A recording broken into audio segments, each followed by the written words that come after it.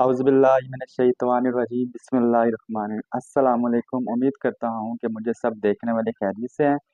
आज फिर हाजिर हूँ आपके पास एक नई वीडियो और एक नई रेसिपी। और आज अल्हम्दुलिल्लाह मैं आपके साथ शेयर करने जा रहा हूँ अचारी कोरमा बीफ का। तो ये बहुत मज़ेदार बनता है, बिल्कुल यूनिक और रेस्टोरेंट वाली रेसिपी आपके साथ शेयर करने जा रहा हूँ। इतना जूसी और मज़ेदार हमारा ये आज का कोरमा बनेगा। तो आपने वीडियो को स्किप नहीं करना, स्टेप बाय स्टेप हर चीज़ को नोट कर लेना आपने।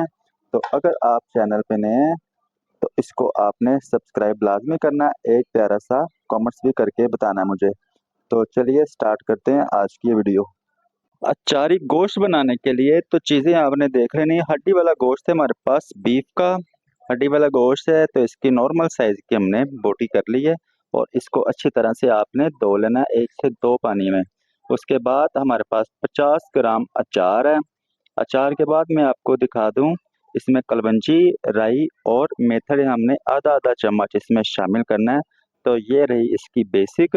तो अगली चीज़ें आपने वीडियो को स्किप नहीं करना, तो स्टेप बाय स्टेप नोट करना है। बहुत ही मज़ेदार बनानी सिखाऊंगा आपको। प्रेशर कुकर में इसको रेडी करूंगा। तो अगर आप पतीली में बनाएंगे ये तकरीबन 50 से 60 मिनट इसको लगेगी। तो प्रेशर कुकर में इसको टाइम लगेगा 35 से 40 मिनट। तो मैं इसको बनाने जा रहा हूँ प्रेशर कुकर में। तो पहले तो हमने इसमें डाल दिया बीफ गोश्त, उसके बाद इसमें शामिल कर देंगे चार। तो चार आप इसको फाइन चॉप करके भी ऐड कर सकते हैं, तो इसी तरह भी डाल सकते हैं। और ये तीनों मसाले भी इसके अंदर शामिल करेंगे। अब 6 से 7 अदद इसमें सब्ज मिर्चें, तो काट के भी आप डाल सकते हैं, साबुत भी। 50 ग्राम इसमें दही शामिल करेंगे। 2 चम्मच अदरक लहसुन पेस्ट,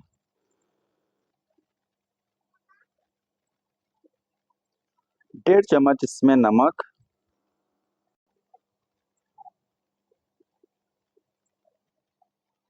1 चम्मच इसमें सुर्ख मिर्च पिसी हुई, हल्दी शामिल करेंगे 1 चम्मच, सूखा धनिया इसमें डालेंगे कुटा हुआ, क्रश किया हुआ यानी कि वो डाल देंगे 1 चम्मच। आधा किलो टमाटर डालेंगे इसमें ग्राइंड किए हुए। तो आप इसको साबुत भी इसमें शामिल कर सकते हैं, जैसा आपके मर्जी।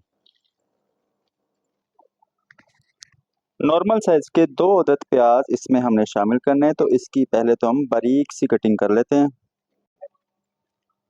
प्याज की कटिंग हमने कर ली है, इसको भी इसमें शामिल करेंगे बीफ के अंदर। साबुत खड़े मसाले इसमें शामिल करेंगे। तो 2 अदद बड़ी इलायची है, 3 से 4 अदद हमारे पास है लौंग, काली मिर्च साबुत है, बादियान का फूल है और तेज पत्ता।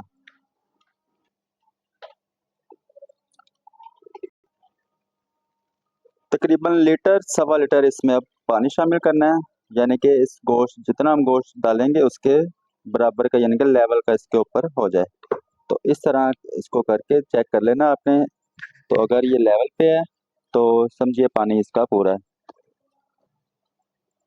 अब हमने इसको अच्छी तरह से मिक्स करके तो चूल्हे पे चढ़ा देना। तो इसको अब एक बॉयल आने का इंतज़ार करना है हमने। उसके बाद इस पे हमने ढक्कन रख के तो स्टीम लगानी है।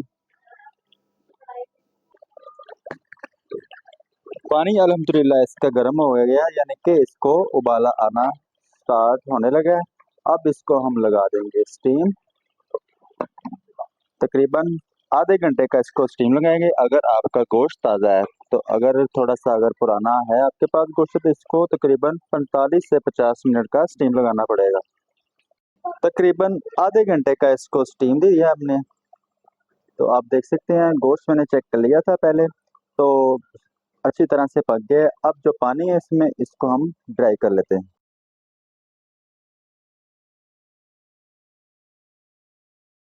अच्छा, ये पानी देख सकते हैं आप काफ़ी हद तक इसका ड्राई हो गया है।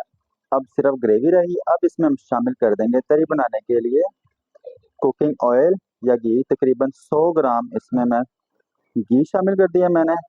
तो अब इसकी अच्छी तरह से बुनाई कर लेनी है हमने।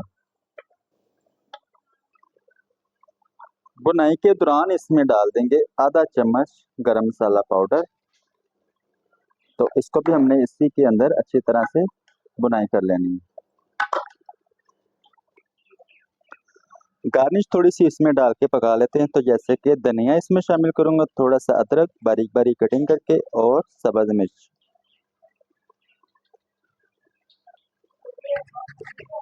अच्छी तरह से बुनाई करने के बाद कुछ इस तरह की आप देख सकते हैं, इसका ऑयल भी या घी जो भी डालेंगे सेपरेट हो जाए। तो हमने गार्निश डाल के इसको अच्छी तरह बुनाई कर लिया है। अब इस पे हम चूल्हा बंद करके तो सर्व करेंगे खमीरी रोटी या चपाती या नान के साथ। ये बहुत मज़ेदार लगते हैं। तो इसी के साथ हमारी वीडियो होती है मुकम्मल। अगर तो आपको ये हमारी आज की वीडियो अच्छी लगी हो तो लाइक कर दें, दोस्तों के साथ शेयर भी किया करें। अगर चैनल पे नए हैं तो इसे सब्सक्राइब करें। तो मिलता हूँ अगली एक और ज़बरदस्त रेसिपी के साथ। अल्लाह हाफिज़।